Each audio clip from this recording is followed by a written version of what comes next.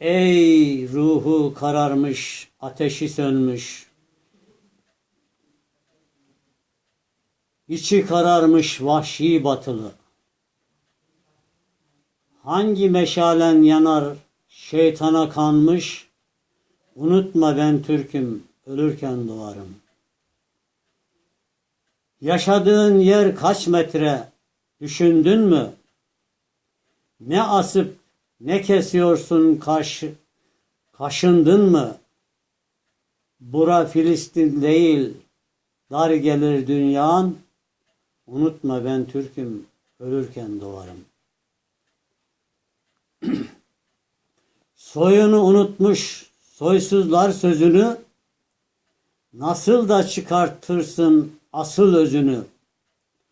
Kaldırma sevgi, saygı yüzünü, unutma ben Türk'üm, ölürken doğarım. Hangi fitne öğretti sana bildiklerini? Kime senin hizmetin sordun mu kendine?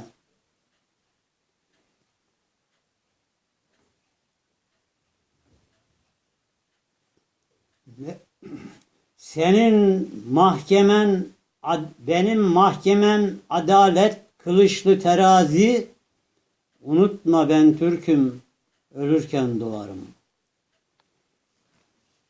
İhanet örtüsünü sarmışsın üstüne, genetik yapın bozulmuş, bak senin amacın ne? Yiğit sen, çık su yüzüne, unutma ben Türk'üm, ölürken doğarım. Benim yemimle beslenirsin, ne bu kin? Dur demez o an bana inandığım din. Bak ihanet zırhına bürünmüşsen, unutma ben Türk'üm, ölürken doğarım. Peki sen kimsin, kime çalışırsın? İnançsız kendini bilmez yaratık. Milleti için olana saygılıyım bil, unutma ben Türk'üm, ölürken doğarım. Bir cephede 250 bin şehit, bir şey anlatmaz mı bu sana? Ağlarınızı bırakın, kendinize gelin.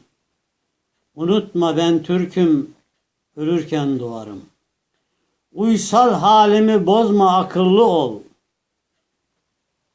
İçi bırak, dışa bak, varsa cesaretin, damla damla yağar olurum sel. Unutma ben Türk'üm, ölürken doğarım. Neye uğraşırsınız şaşkın haliniz? Feza paylaşılırken uyanın gafletten. Bir sen değil bin sen olsun be zalim, unutma ben Türk'üm, ölürken doğarım. Acırım zavallı haline, acırım ben. İtelemeyle yürüyen o zavallı sen, dik dur varsa bedende asıl olan kan, unutma ben Türk'üm, ölürken doğarım. Kırılıp dökülen mallar kimin? Benim unutma basıp yürüdüğüm zemin. İleri gidenlere ederim ahdı yemin. Unutma ben Türk'üm, ölürken doğarım. Sanma suskun halimi korkar senden. En son kalkar ama asla oturmaz kinden. Kaldırma sabrımı sakın olursun candan. Unutma ben Türk'üm, ölürken doğarım. Erol Özdemir.